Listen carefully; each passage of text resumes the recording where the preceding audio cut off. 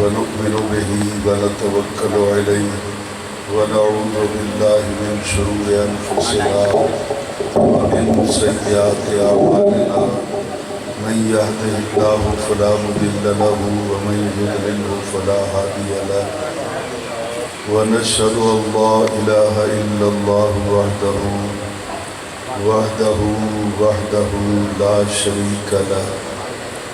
لا شريك له لا نظير له لا وزير له لا مثل له لا مثيل له لا مثال له ولا مماثل له سرمدي أبدي أزلي دهري ديمومي لا أول له ولا آخر له لا ند له لا ود له لا حد له ونشهد أن سيدنا وحبيبنا وكريمنا ورؤوفنا ورحيمنا مأوانا ملجانا سيدنا محمدا المصطفى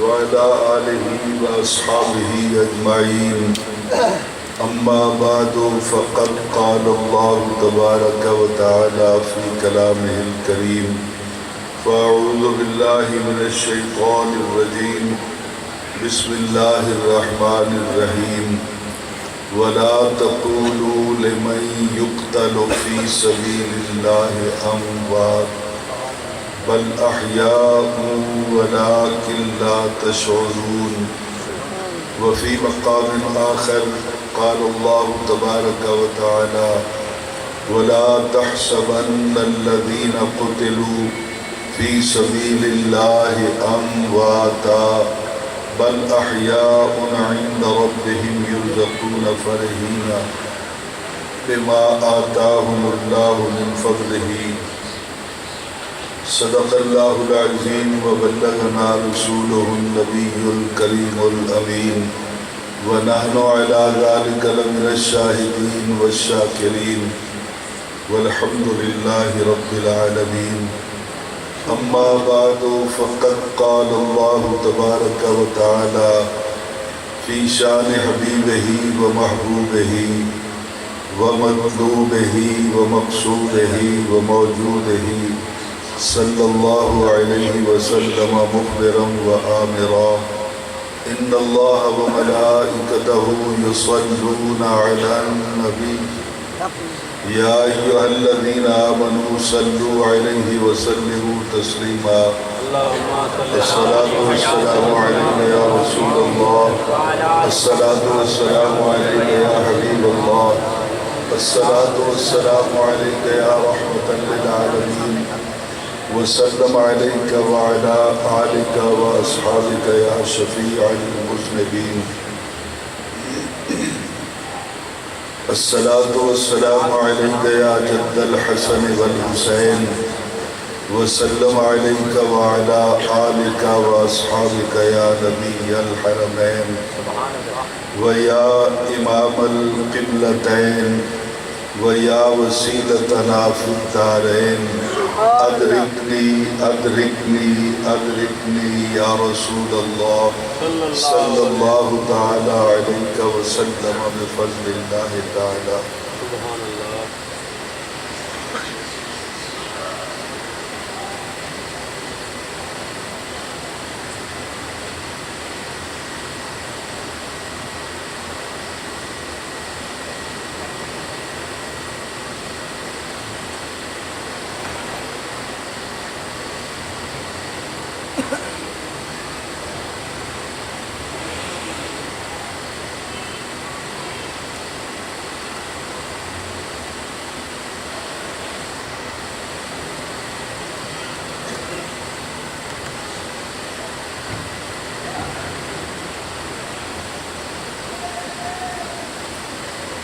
زیب محفل صدر مجلس پیر طریقت راہبر راہ رشد و ہدایت قافلہ سالار اہل سنت میر کاروان اہل محبت جناب پروفیسر صاحبزادہ محمد سلیمان قمر قادری صاحب زیب آستانہ عالیہ ماہنی شریف دامت برکاتہم القدسیہ ولائق صد عز والاکرام مقتدر و محترم و محتشم حضرات علماء ذی وقار نعت خوانان ذی قدر و معزز سامعین و حاضرین کرام السلام علیکم۔ قبل اس کے انتہائی مختصر وقت میں اپنی معروضات جناب کی سماعتوں کی نظر کروں، دل سے دعا کیجئے کہ خلاق عالم جل وعلا شانہ و اعظم برہانہ اپنے پیارے حبیب صلی اللہ علیہ وسلم کے دوپہر آج کی اس پروقار بزم ذکر سیدنا امام حسین علیہ السلام میں مجھے حق و صداقت کے ساتھ بات کہنے کی اور پھر مجھے اور آپ کو سن کر سمجھ کر اس پہ عمل کرنے کی توفیق عطا فرمائے۔ احباب ذی وقار، سب سے پہلے تو میں میر مجلس بانی محفل جناب صاحبزادہ صاحب کا دل کی گہرائیوں سے شکر گزار ہوں کہ جنہوں نے مجھ جیسے نالائق اور ناکارہ خلائق انسان کو آج کی اس خوبصورت بزم ذکر سیدنا امام حسین علیہ السلام میں قرآن و سنت کی روشنی میں مقام امام حسین علیہ السلام کو بیان کرنے کا موقع فراہم کیا۔ یہ اتنا بڑا اعزاز ہے میرے لیے جتنی میری اوقات نہیں ہے۔ قرآن مجید فرقان حمید کے دو مختلف مقامات سے میں نے دو آیات مقدسہ کو پڑھا ہے، دو آیات مقدسہ کو پڑھا ہے۔ کیا ہے میں کیا پڑھا؟ دو آیات مقدسہ کو میں نے آپ کے سامنے تلاوت کیا ہے۔ آپ دعا فرماتے رہیں گے اور میں اپنی منزل کی طرف چلوں گا۔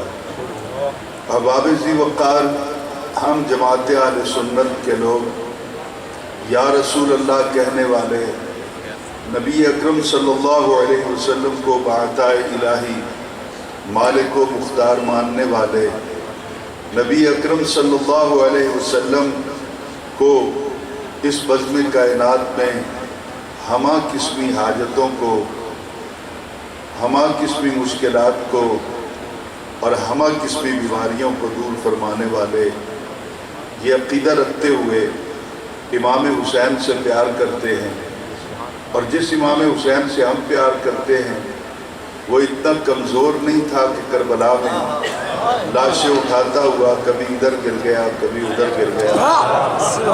ہم کسی ایسے امام حسین سے واقف نہیں ہیں جو اپنے بیٹے کی خاطر چند قطرے پانی کے مانگنے کے لیے یزید کے کتوں کے سامنے بھکاری بن گیا۔ ہم ایسے امام حسین کو نہ جانتے ہیں نہ مانتے ہیں۔ ہم تو اس حسین کے نوکر ہیں کہ جن کے سامنے پہاڑ بھی اپنی استقامت کو بھول جاتے ہیں، پہاڑ بھی اپنی حیثیت کھو دیتے ہیں۔ تو آئیے دیکھتے ہیں کہ جس امام کے ہم نوکر ہیں، جس امام کی یاد میں آنسو بہانے کے لیے آج میں بھی اور آپ بھی یہاں پہ اکٹھے ہیں، اور قبلہ صاحبزادہ صاحب نے اس آستانہ عالیہ پر امام حسین کی یاد میں یہ عظیم الشان محفل کا انعقاد کیا ہے۔ ہم آج کی نشست میں قرآن و سنت کی روشنی میں تلاش کریں گے کہ وہ امام جو مدینہ سے چلا تھا، وہ امام جس نے مکہ میں مختصر قیام کیا اور حج کیے بغیر رخت سفر باندھا اور میدان کربلا میں آ کے خیمے لگا دیے، وہ امام جس کو مدینہ سے چلتے دیکھا گیا، مکہ سے گزرتے دیکھا گیا، کربلا میں خیمے لگاتے دیکھا گیا، 10 محرم الحرام کی نماز ظہر کے بعد وہ امام آج کہاں ہے؟ اگر اس سے ان کے غلام کو رابطہ کرنا چاہیں تو کہاں رابطہ کریں؟ اور کیا وہ امام آج اپنے غلاموں کی حوصلہ افزائی کرتے ہیں، دلجوئی کرتے ہیں؟ کیا مشکلات میں ان کو پکارنا جائز ہے؟ سبحان اللہ، بابا کیا مشکلات میں ان کو پکارنا جائز ہے؟ کیا وہ حاجت روائی فرمانے کی پوزیشن میں ہیں؟ ان کے پاس کوئی اختیارات ہیں؟ یہ ساری باتیں آج ہم قرآن مجید فرقان حمید اور صحیح احادیث مبارکہ کی روشنی میں دیکھیں گے۔ سبحان اللہ۔ قرآن مجید فرقان حمید کی جن آیات کو جس ترتیب سے میں نے پڑھا ہے، پہلے اسی ترتیب سے ان کا متن پڑھتے ہوئے لفظاً لفظاً ان کا ترجمہ کرتے ہوئے اپنی منزل کی طرف چلوں گا۔ جناب صدر، دوسرے پارے میں اللہ تعالیٰ کہتا ہے وَلَا تَقُولُوا، اور تم نہ کہو، سبحان اللہ، اور تم نہ کہو۔ وہ کون لوگ ہیں؟ وہ کس دیش کے باسی ہیں؟ ان کی کیٹیگری کیا ہے؟ ان کی کوالیفیکیشن کیا ہے جن کو اللہ مخاطب ہو کے کہہ رہا ہے کہ سارے آکھن پر تو نہ آکھ۔ سبحان اللہ، بابا آیت کا اسلوب، آیت کے اندر جو انداز گفتگو ہے وہ یہ ثابت کرتا ہے کہ جیسے گفتگو کرنے والا جس کے ساتھ بات کر رہا ہے یوں لگتا ہے کہ جیسے آمنے سامنے گفتگو ہو رہی ہو، اور وہ کہتا ہے کہ وَلَا تَقُولُوا، اور تم نہ کہو۔ تلاش کرنا ہے کہ وہ کون لوگ ہیں، کہاں رہتے ہیں، تو اس کے لیے کوئی مشکل نہیں ہے۔ اس سے پیچھے والی آیت کو آپ پڑھ کے دیکھ لیں تو اس میں ایک خطاب ہے یا ایھا الذین آمنو، اے میرے نبی علیہ السلام کے غلاموں، اور لا تقولوا، یہ بھی نبی علیہ السلام کے غلاموں کو کہا گیا۔ ہندو کہیں، عیسائی کہیں، یہودی کہیں، سابئی کہیں، مجوسی کہیں، آتش پرست کہیں، ستارہ پرست کہیں، باقی جو مرضی کہتے رہیں، لیکن اے میرے محبوب کے غلاموں وَلَا تَقُولُوا، تم نے کبھی نہیں کہنا، تمہاری زبان سے کبھی یہ جملہ باہر نہ نکلے۔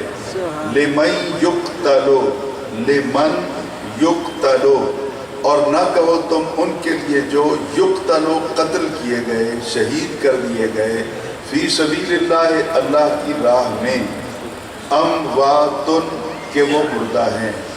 اب با محاورہ بات اس طرح بنے گی کہ جو لوگ اللہ کے راستے میں شہید کر دیے گئے اور جنہوں نے اپنی جان اس کی رضا کے لیے قربان کر دی گئی، قیامت تک کے لیے مسلمانوں کی زبانوں کو لاک کر دیا گیا کہ تم ان کو مردہ نہیں کہو گے۔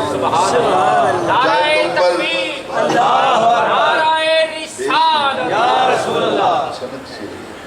اب غور سے سنیے حضور، جو بات میں کہنا چاہتا ہوں، کہا کہ تم نہیں کہو گے، زبانوں کو لاک کر دیا گیا۔ جب ہم نہیں کہیں گے، ہم نے ہاتھوں سے جنازے اٹھائے، کس طرح کی آواز ہے بیٹا؟ بیس صحیح نہیں ہے اس کی۔ اب غور سے سنیے گا جو بات میں کہنے چلا ہوں، ہاتھوں سے جنازے اٹھائے، ہاتھوں سے قبر میں دفن کیا، کوئی شہید بولتا نہیں ہے، نہ ماں کو تسلی دیتا ہے، نہ بہن کے سر پہ ہاتھ رکھتا ہے، نہ اپنے بوڑھے بابا کے ساتھ پیار کے دو بول بولتا ہے۔ یہ کیسا زندہ ہے، یہ کیسی حیات ہے کہ جس کے اثرات پریکٹیکلی نظر نہیں آتے ہیں، سبحان اللہ، جس کے اثرات پریکٹیکلی نظر نہیں آتے ہیں۔ بیس نہیں سمجھتے ہو بھائی؟ کدھر ہے آپریٹر؟ کدھر ہے؟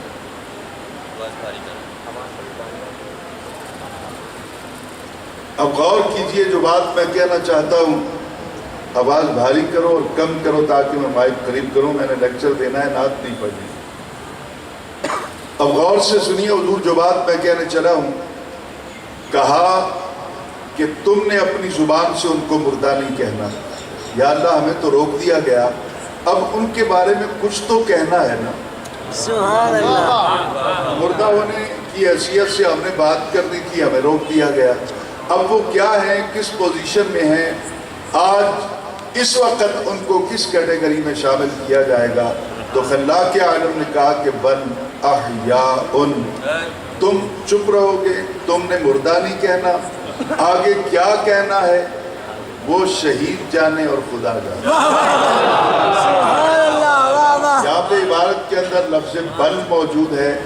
جناب صاحبزادہ صاحب ایک پڑھی لکھی شخصیت ہے. اب ان کے سامنے میرے جیسے نالائق آدمی کا لب کشائی کرنا انتہائی کار دارد ہے کہ بل یہاں پہ اضراب کے لیے ہے یا ابطال کے لیے ہے. بل احیاء، تمہیں روک دیا گیا کہ تم نہیں بولو گے. خدا کہتا ہے کہ میں زمانے کو بتاؤں گا قیامت تک کہ وہ جو کربلا میں حسین تھے، وہ جو فرات کے کنارے پر حضرت عباس تھے، وہ جس کی جوانی کٹ گئی تھی، وہ جس کی معصومیت کو تیروں سے چھلنی کر دیا گیا تھا، وہ سارے زندہ تھے، زندہ ہیں اور قیامت تک زندہ رہیں گے.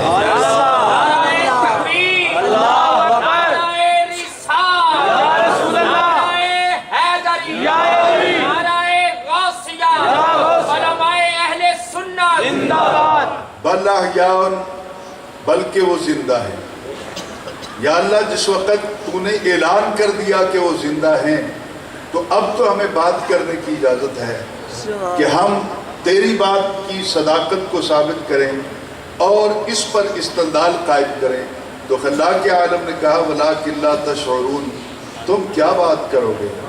تمہیں شعور کی دولت تو میں نے دی ہے، عقل و فہم تو میں نے تجھے عطا کیا ہے، لہٰذا جو عقل کا پیمانہ میں نے تمہیں عطا کیا ہے، جو شعور، فکر، ادراک اور فراست اور فہم کی دولت میں نے تمہیں عطا کی ہے، اس کے پرواز بہت نیچے ہے اور حسین بہت اونچا چلا. وَلَٰكِن لَا تَشْعُرُونَ، کہ تمہیں شعور نہیں ہے، تم شعور نہیں رکھتے ہو، تو جس چیز کے بارے میں تمہیں شعور نہیں ہے اس کے بارے میں تمہیں گفتگو کرنے کا حق نہیں دیا گیا.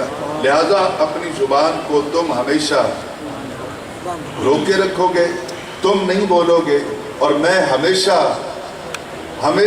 ہر دور کے اندر اپنے قرآن کے صفحات پر بولتا رہوں گا کہ بل احیاء، بل احیاء، بل احیاء.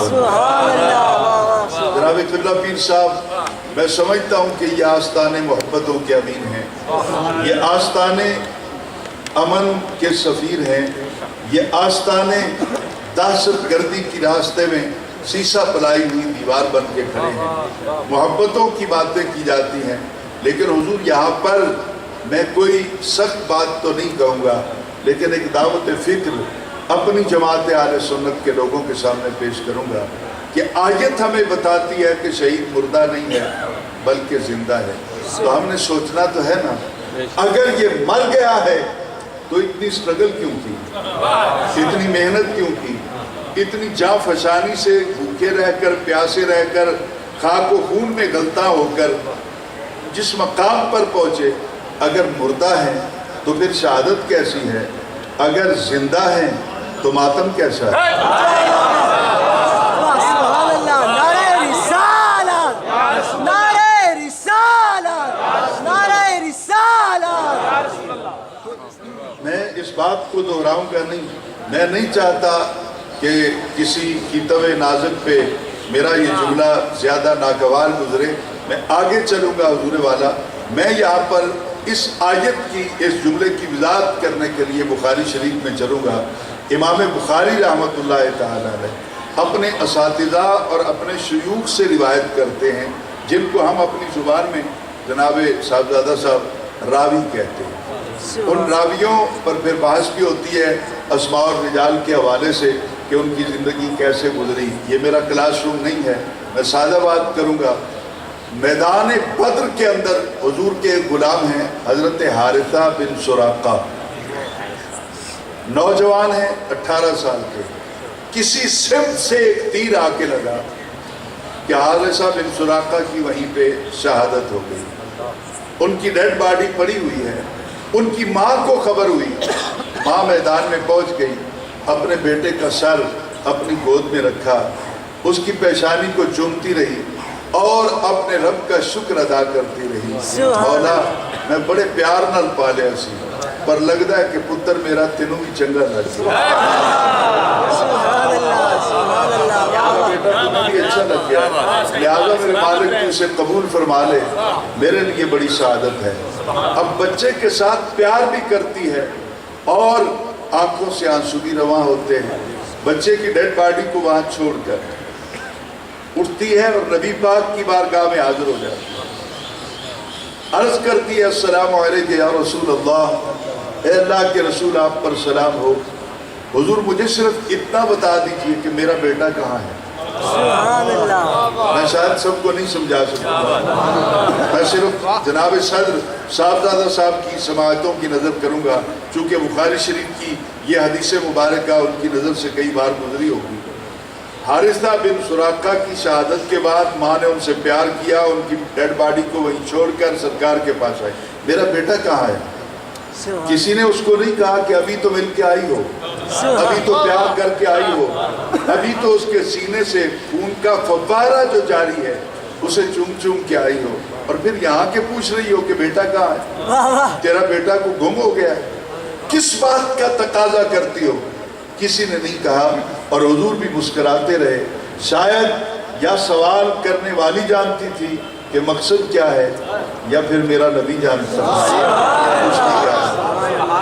حضور پریشان نہیں ہوئے، لیکن اس عورت نے اپنے سوال کی خود ڈیفینیشن کی۔ وہ کیا؟ عرض کی یا رسول اللہ، میرے پوچھنے کا مطلب یہ ہے میرا بیٹا جنت میں ہے یا کہیں اور ہے، اور غیر ذالک کے الفاظ ہیں، جنت میں ہے یا جنت کے علاوہ کہیں ہے، اور آگے پھر وہ عورت وضاحت کرتی ہے یا رسول اللہ میرا بیٹا ہے نا جنت میں، تو میں صبر کروں گی۔ سبحان اللہ۔ غور سے سنیے گا، بات تلخ نہیں بھی ہے اور بات تلخ ہے بھی صحیح، چونکہ حق ہمیشہ کڑوا ہوتا ہے سچ۔ ذرا غور سے سنیے گا، کہ میرا بیٹا اگر جنت میں ہے تو میں شکر کروں گی، آرام سے گھر لوٹ جاؤں گی، اور میرا بیٹا اگر کہیں اور ہے یعنی دوزخ میں ہے تو پھر میں گریبان چاک کروں گی، بال کھولوں گی، مٹی ڈالوں گی، چہرے پہ مٹی ڈالوں گی، بازار میں نکل کر بین کروں گی اور چیخوں گی، چلاؤں گی۔ روایت کے یہ الفاظ قیامت تک کے لیے سنیوں کا عقیدہ بن گئے، جنہاں نوں پکا یقین ہے کہ ساڑھے شہید جنت چن او صبر کر دیں۔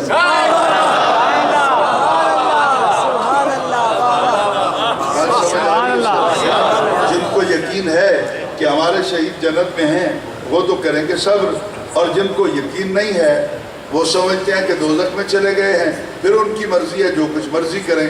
نبی علیہ السلام نے اس خاتون کے جواب میں کیا کہا؟ آپ نے کہا مسکراتے ہوئے، آپ نے کہا کیا سمجھتی ہے جنت ایک ہی ہے؟ سبحان اللہ، سبحان اللہ۔ اب میرا نبی کچھ اور کہنا چاہتا ہے، سبحان اللہ۔ گفتگو کا تیور بدل گیا۔ آپ نے کہا تو کیا سمجھتی ہے جنت ایک ہے؟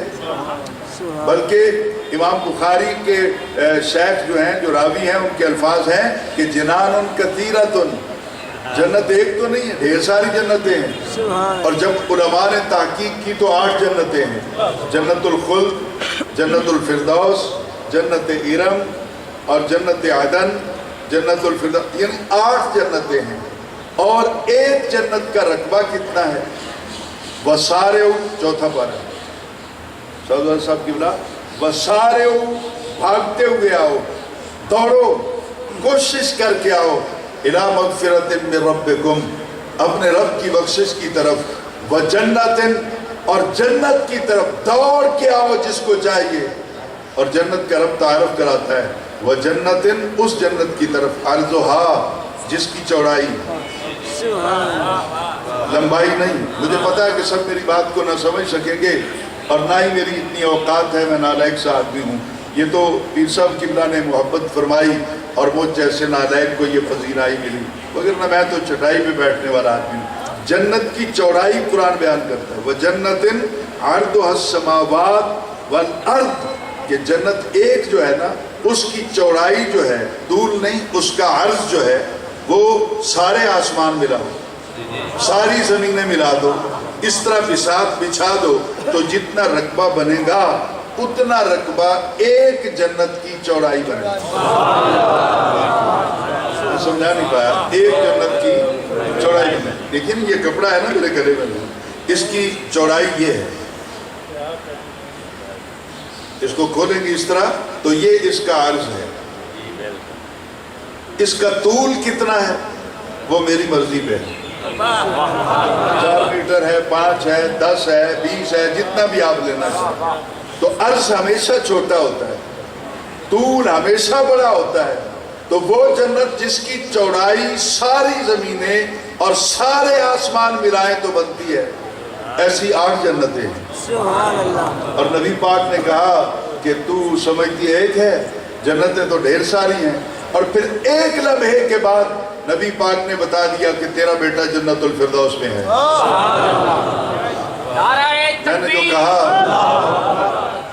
میں نے جو کہا شاید سمجھا نہیں پایا، وہ یہ ہے کہ اتنی بڑی بڑی جنتیں ایک لمحے کے اندر سرکار کی آنکھوں کے سامنے آ گئی، اور آپ نے دیکھ کے بتا دیا کہ تیرا بیٹا جنت الفردوس میں ہے۔ جڑا سونا ایک لمحے ساریاں جنتاں نو دیکھ سکتا ہے، تیری محفل نو نہیں دیکھ سکتا۔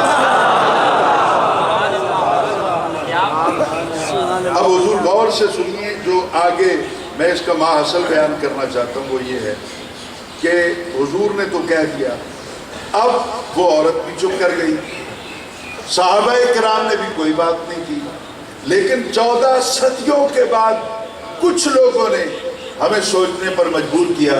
ہم نے اسی روایت کو جو امام بخاری کی مصدقہ بیان کی ہوئی روایت ہے، اس کو بیان کرتے ہوئے پوچھا کہ حضور ماں نے تو اس کو وہاں زمین پہ سلایا ہوا ہے، ابھی تک اس کی باڈی شہادت کے بعد یہاں میدان بدر میں پڑی ہوئی ہے، حضور کہتے ہیں جنت الفردوس میں ہے، تو مجھے مولانا اتنا بتا دو نبی کا نوکر یہاں ہے کہ وہاں ہے؟ اگر بات سمجھ میں آ رہی ہو، نبی علیہ السلام کا نوکر حارثہ بن سراقہ یہاں ہے کہ وہاں ہے؟ نظر آتا ہے کہ میدان بدر میں پڑا ہے اس کا لاشا، اور حضور کہتے ہیں کہ وہ جنت الفردوس میں ہے۔ مولوی صاحب جرت ہے نا تو نبی کے فرمان کا انکار کرو، نبی کے فرمان کا انکار کرو، اور اگر انکار نہ کر پاؤ تو میدان باطل میں جو میدان بدر کے اندر جو حق و باطل کا پہلا معرکہ تھا، اس میں یہ فیصلہ کر دیا نبی نے کہ وہ میرا غلام 18 سال کا، ابھی عمر بھی چھوٹی ہے، نوجوان شہید ہو گیا نا، تو یہاں بھی ہے، وہ جنت الفردوس میں بھی ہے۔ اگر نبی دا نوکر ایتھے رہ کے جنت جا سکتا ہے تو مدینے والا مدینے چ رہ کے اس آستانے دی محفل چ نہیں آ سکتا۔ میں اس پہ استدلال قائم کروں گا تو بات لمبی ہو جائے گی۔ آئیے چلتے ہیں چوتھے پارے کے اندر۔ جناب قبلہ پیر صاحب، آیت کا اسلوب اب چینج ہوتا ہے۔ دوسرے پارے میں ہے وَلَا تَقُولُوا، نہ کہو تم، نہ بولو، زبانوں کو لاک کر دیا۔ چوتھے پارے میں ہے لا تحسبن، نہ سوچو تم۔ سبحان اللہ۔ تو دوسرے پارے میں زبان بند کر دی گئی ہماری، چوتھے پارے میں ہماری سوچ پہ بھی لاک لگا دیا گیا، بریک کر دی گئی سوچ کہ نہ بولو نہ سوچو۔ یعنی شہید کے بارے میں سوچنا بھی نہیں ہے کہ وہ زندہ ہے، پتہ نہیں کہ نہیں ہے، یہ بھی کفر ہے۔ نہ اس کو آپ نے زبان سے مردہ کہنا ہے، نہ دماغ کے اندر اس کو مردہ کبھی سوچنا ہے۔ وَلَا تَحْسَبَنَّ الَّذِينَ، اور سوچو بھی نہ ان لوگوں کے بارے میں قُتِلُوا، قُتِلَ قُتِلَا قُتِلُوا، یہ فعلا فعلا فعلو کے وزن پہ آئے گا کہ نہ گمان کرو ان کے لیے جو قتل کر دیے گئے فی سبیل اللہ، اللہ کی راہ میں، امواتا، کہ وہ مردہ ہیں، انہیں مردہ ہونے کی حیثیت سے تم نے سوچنا بھی نہیں ہے، گمان بھی نہیں کرنا ہے۔ یا اللہ مردہ نہیں ہے تو کیا ہے؟ تو کہا پھر گواہی دی بل احیاء، بلکہ وہ زندہ ہیں۔ تو اللہ تعالیٰ تو ایک بار بولے تو قرآن کہتا ہے وَمَنْ أَصْدَقُ مِنَ اللَّهِ حَدِيثًا، اس سے زیادہ سچا کون ہے؟ اس سے زیادہ سچی بات کرنے والا کائنات میں کون ہے؟ تو وہ جو سب سے زیادہ سچا ہے، اس جیسا سچا کائنات میں کوئی نہیں ہے۔ وہ ایک بار نہیں، دو بار کہہ رہا ہے شہید مردہ نہیں بلکہ زندہ ہے، شہید مردہ نہیں بلکہ زندہ ہے۔ آگے پھر بات جو ہے تھوڑا سا ربط ٹوٹے گا۔ یہاں صرف ایک بات عرض کر دوں، میں نے جب پڑھانا شروع کیا، 30واں برس ہے، 29 مرتبہ دورہ حدیث پڑھا چکا ہوں اور 19 مرتبہ دورہ تفسیر قرآن کے اسباق پڑھا چکا ہوں۔ میں نے مختلف تفاسیر کا راتوں کو مطالعہ کیا، میرے رات جگے ہیں۔ اور امام خازن کو جب میں نے پڑھا، امام خازن گو کے مسلکن شافعی ہیں، لیکن ان کی گفتگو میں مٹھاس، چاشنی، جاذبیت اور محبت رسول اکرم صلی اللہ علیہ وسلم کی جھلک مجھے کچھ زیادہ نظر آئی۔ تو میں صاحبزادہ صاحب ممبر پہ بیٹھ کے، دعویٰ تو نہیں، میری اوقات کوئی نہیں، میں کہہ سکتا ہوں کہ میں خازن کا حافظ ہوں۔ 19 سال کے رت جگہ ہیں میرے۔ تو حضور اب غور کیجئے جو میں ایک دعوت فکر یہاں پہ دینا چاہتا ہوں۔ امام حسین کربلا میں کیوں گئے؟ یہاں میں اس کا جواب دے لوں اور آیت کو میں آگے لے کے چلوں گا۔ میری آیت نہیں ہے کہ آیت پڑھ دوں اور پھر اس کا ترجمہ نہ کروں، میں نے بات آیات پہ ہی کرنی، چاہے میں 10 گھنٹے بھی بات کرتا رہوں۔ امام حسین کیوں گئے تھے کربلا میں؟ یہ آیتیں دونوں مدنی زندگی کے اندر نازل ہوتی ہیں۔ جب بدر میں صحابہ شہید ہوتے ہیں، احد میں صحابہ شہید ہوتے ہیں، تو جب شہادت کی ابتدا ہوتی ہے تو اسی وقت یہ آیتیں نازل ہو جاتی ہیں۔ ان کے بعد 61 ہجری تک آہستہ آہستہ شیطان نے لوگوں کو ورگلانا شروع کر دیا کہ شہید زندہ کوئی نہیں ہوگا۔ یہ تو صرف ایکسٹرا ڈگری دے دی گئی، فاضل اس کو ایک درجہ دے دیا گیا اضافی۔ زندہ نہیں ہوتا، زندہ ہوتا تو بولتا نہ، زندہ ہوتا تو بات نہ کرتا، زندہ ہوتا تو حرکت نہ کرتا، کچھ تو پریکٹیکل کرتا نا۔ تو لوگوں کے ذہنوں میں آہستہ آہستہ یہ وسوسہ پنپتا چلا گیا۔ قریب تھا کہ کچھ عشرے اور گزرتے تو لوگ ان آیات کا انکار کر دیتے۔ امام حسین مدینہ سے چلے، کربلا میں سر کٹوایا، نیزے کی نوک پہ چڑھوایا، شام کے بازار میں گزرتے ہوئے اپر سٹوری پہ بیٹھا ہوا قرآن کا قاری جو پڑھ رہا تھا، اب حسبت ان اصحاب الکہف والرقیم، اس کو جواب دے کر آپ نے قیامت تک کے لیے بتا دیا کہ کل کو کوئی اگر گستاخ یہ دعویٰ کرے کہ شہید زندہ ہوتا تو بولتا نا، اسے شام کے بازار میں لے آنا۔ حسین کل بھی بول رہا تھا، آج بھی بول رہا تھا۔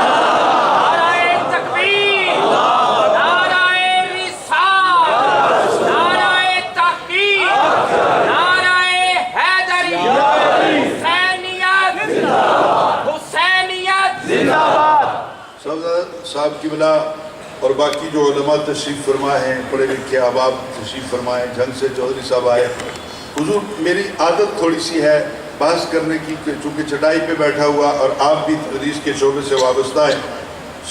یہ کہہ تو دیا راوی نے اور میں نے آج بھی بیان کر دیا کہ امام حسین کا سر تھا جو بولا، تو امام حسین مکمل نہیں تھے نا، آپ کا ایک جز تھا نا سر، باقی اجزائے ترکیبی تو سارے کربلا کے میدان میں تھے، ہاتھ بھی، پاؤں بھی، ٹانگیں بھی، سینہ بھی، دل بھی، یعنی جسم تو وہاں پہ تھا، فقط سر کس طرح بول سکتا ہے؟ وہ پروسیس مکمل نہیں ہوتا، تو کس طرح فقط اکیلا سر کس طرح بولے گا؟ تو یہ میں سوچتا رہا۔ پرسوں اتفاق سے جب میں کانفرنس میں تھا کیپکو میں، تو علماء کافی موجود تھے، چٹ آ گئی، تو اس دن میرے اللہ نے سیدہ زہرا کے بابا کا صدقہ کرم فرمایا، تو میں نے جواب دیا کہ امام بخاری بیان کرتے ہیں کہ ایک عورت ہے جس کا نام زینب ہے، حارث کی بیٹی ہے اور مرحب کی بہن ہے، زینب بنت حارث، مرحب جس کو مولا علی نے قتل کر دیا، اور میرے پیر نصیر الدین نصیر رحمۃ اللہ تعالی علیہ، انہوں نے یہ کہا کہ مرحب ہے 2 نیم پڑا ہوا مقتل میں، سر مقتل اس طرح کا ہے، اٹھنے کا اب نہیں ہے کہ یہ مارا علی کا ہے۔ اب مارا تو حضرت علی نے تھا، اس پہ پھر بات دوسری سمت چلی جائے گی، پھر کبھی حاضری ہوگی تو ہم اکیلے بیٹھ کے ڈسکس کر لیں گے۔ اس کو مارا فی النار تو علی نے کیا تھا، وہ زہر نبی کو دے رہی ہے۔ نہیں سمجھا نہیں سکتا. تھوڑا سا اپنا ذوق سماعت کو بلند کریں اور اس انتظار میں نہ رہیں کہ میں نے ریکویسٹ کرنی ہے سبحان اللہ کو. میری عادت نہیں ہے, ہم لوگ کلاس روم میں بیٹھے ہوتے ہیں, جتنے بھی پیریڈ آتے ہیں کوئی بھی سبحان اللہ نہیں کہتا. میں یہی سمجھوں گا جلسے میں نہیں بیٹھا, اپنے کلاس روم میں بیٹھا ہوا. تھوڑا سا آپ کا اپنا ذوق اگر بنے تو ٹھیک ہے, نہیں تو کوئی بات نہیں, حاضری تو ہو ہی جائے. اب غور سے سنیے گا جو بات میں کہہ رہا تھا. زینب یہودیہ ہے, نام زینب ہے, حالانکہ زینب نام کے ساتھ ہماری اسلامی ہسٹری جو ہے اس کی وابستگی کچھ اس طرح ہے کہ میں لفظوں میں بیان نہیں کر سکتا. لیکن وہاں اس یہودیہ کا نام بھی زینب ہے. تو کیا خیال ہے میں دعوت فکر پیش کروں حضور صاحبزادہ صاحب آپ کے نوکروں کو, غلاموں کو, مریدین کو, کہ نام دیکھ کے نہیں بھولنا. نام تو اچھے اچھے بھی ہوتے ہیں, نام دیکھ کے نہیں بھولنا, عقیدہ دیکھنا. اب جس وقت وہ کھانا پیش کر دیا گیا, امام مسلم نے بھی اس روایت کو بیان کیا, امام بخاری نے بھی اس کو بیان کیا. آپ نے جب وہ تناول فرمائی ایک بوٹی منہ میں لی, لیکن امام بخاری اور امام مسلم نے اس بوٹی کے بولنے کا ذکر نہیں کیا. حافظ ابو نعیم نے دلائل النبوت کے اندر اور امام بیہقی نے بھی دلائل النبوت کے اندر, دونوں نے سیرت پہ کتابیں لکھی. انہوں نے کہا ہے کہ امام مسلم نے بیان نہیں کیا, امام بخاری نے, لیکن روایت صحیح اس طرح ہے کہ جیسے ہی لقمہ آپ نے منہ کے قریب کیا تو اس بوٹی کے اندر سے آواز آئی, حضور میرے اندر زہر ملا ہوا ہے, حضور میرے اندر زہر ملا ہوا ہے. تو ایک ٹکڑا ہے نا اس کے جسم کا جو کٹ گیا ہے. نہیں سمجھا نہیں سکتا, سر بولتا ہے نا تو عقل کام نہیں کرتی نا. تو یہاں بھی دیکھو نا, جانور تو کٹ گیا, پک گیا, روسٹ ہو گیا, کھانے کی صورت میں نبی پاک کے سامنے آ گئی, اس کی اکیلی بوٹی بات کر. اگر جانور کی بوٹی اکیلے میں بات کر سکتی ہے تو علی کے بیٹے کا سر کیوں نہیں بول سکتا. اس پر ایک اور حوالہ بھی عرض کروں گا, دلائل النبوت جو حافظ ابو نعیم نے لکھی ہے, اس کے اندر روایت ہے کہ حضور ایک مرتبہ سفر پہ تشریف لے گئے, کافی دنوں کے بعد لوٹے تے جڑے بیمار سن, خواتین سن, نال سفر تے نہیں سن جا سکتے, انہاں واسطے تے قیامت آ گئی. یعنی ان کا تو اب مزاج بن چکا تھا کہ صبح بعد میں ہو دیدار مصطفیٰ پہلے ہوتا ہے, اور رات کو نیند نہ آئے جب تک سرکار کا حسین مکھڑا دیکھنا رہے. گزارا نہیں ہوتا تھا. وہ جس طرح صاحب چشتی نے لکھا نا, تو شاہ خوبا تو جانے جانا, تو شاہ خوبا تو جانے جانا ہے, چہرہ ام الکتاب تیرا. میرا خیال ہے دو پاسوں تھکے ہوئے ہو, نہ سوچ نہ علمی مسائل سمجھ. سناٹا ہے تو ہم کسی نے کچھ نہیں آکھنا, سارے دکھ سہ گیا میرا پیر کربلا دے. تو شاہ خوبا تو جانے جانا, تو شاہ خوبا تو جانے جانا ہے, چہرہ کتاب تیرا. نہ بن سکی ہے, نہ بن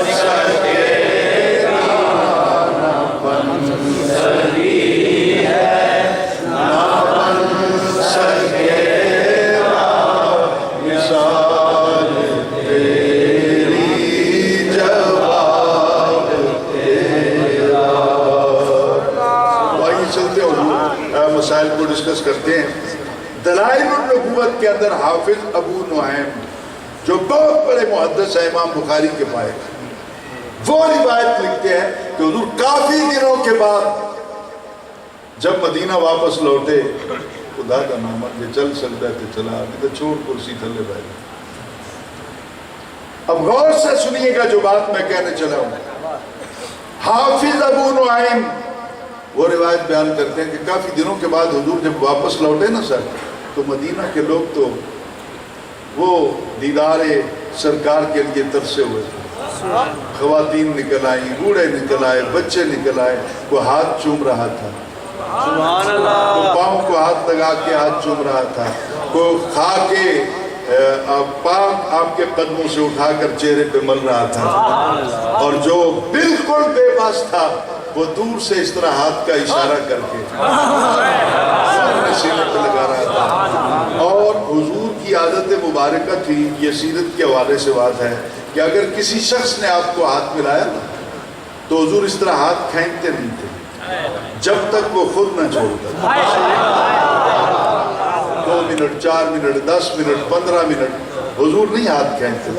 अगर कोई बात सुनाना शुरू करता, दुख सुनाना शुरू करता, तो हुजूर नहीं कहते थे कि धूप है यार, साए में चलते हैं फिर सुना लेना, नहीं, वो 2 घंटे भी सुनाए, तेरा ते मेरा लजपाल सोना। इसी असना में एक औरत आती है जो ट्रे के अंदर, उस वक्त तबाक कहा जाता था, फिर मजमा भी कहा गया, फिर ट्रे भी कहा गया, बड़ा बर्तन जो बरात नुमा, उसके अंदर पूरा बकरा रोस्ट करके उसने रखा हुआ था, और उसने आके सहाबाए किराम को दे दिया कि मैंने मन्नत मानी थी, सोना खैर नल मोड़ा हुए, पूरा बकरा रोस्ट करके मैं उन्होंने खिदमत में पेश कर सकता। इस वक्त आप मसरूफ हैं तो ये आप कबूल कर लें। वो उसी तरह ट्रे रखी हुई थी जिसके अंदर पूरा बकरा रोस्ट किया हुआ। गौर से सुनिएगा, जिम्मेदारी मेरी है, कुरान पाक मैं सामने रख के बैठा, और इस आस्ताने की इज्जत पे हरफ ना आए, ये कुरान पाक में हाथ में ले रहा हूँ।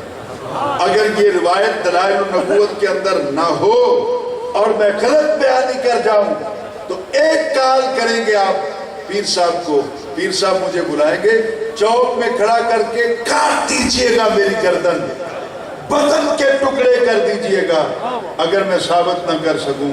और अगर साबित हो जाए तो फिर इतना समझ लेना कि आस्तानों पे झूठ नहीं चलता।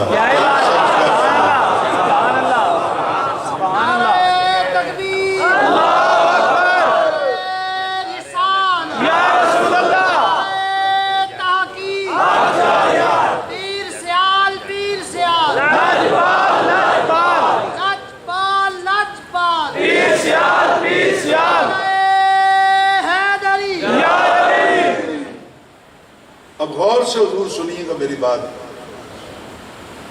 कि वो औरत पूरा बकरा रोस्ट करके पीर साहब ले आती है, साहबा रख लेते।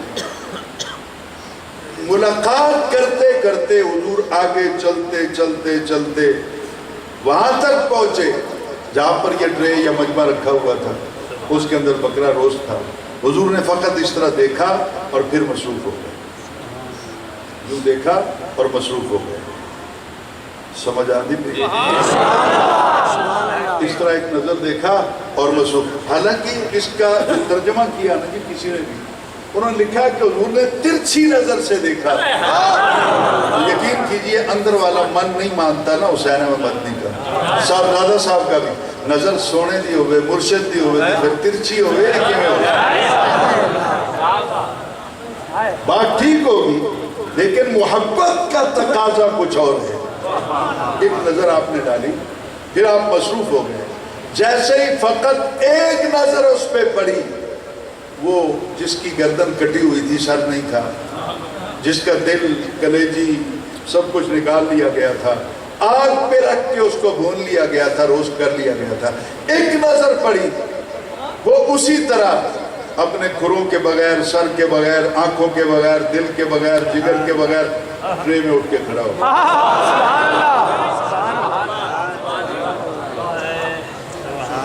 बात समझ में आ रही है? اسی طرح ٹرین میں اٹھ کے کھڑا ہو گیا. اندر سے اس کی ایک آواز آ رہی. صحابہ آواز کو سن کے عرض کرتے ہیں حضور یہ کچھ عرض کر رہا ہے. جب سرکار قریب آئے تو فصیح